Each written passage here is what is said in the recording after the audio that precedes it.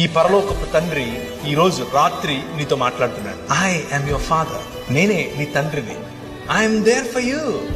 నేను నీ కోసం ఉన్నాను. నువ్వు అంటే నాకు ఎంత ముద్దో తెలుసా. నిన్ను చూడకుండా ఒక్కరోజు కూడా ఉండలేను నేను. నువ్వు మాట్లాడుతుంటే నాకు అదేదో వైలెన్స్ భాషనట్లు ఉంటది. That's how your God feels about you.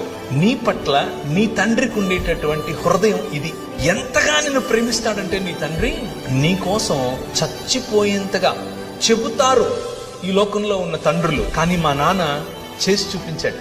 వచ్చి మనందరినీ మళ్ళీ ఒక్క కుటుంబంగా చేయటం కోసం తన శరీరాన్ని విరిచాడు. రూపాంతరము చెందించటం కోసం రూపురేఖలు లేకుండా పోయాడు. ఆయన తన శరీరాన్ని నాటాడు. ఒక విత్తనము వలె విరిగాడు.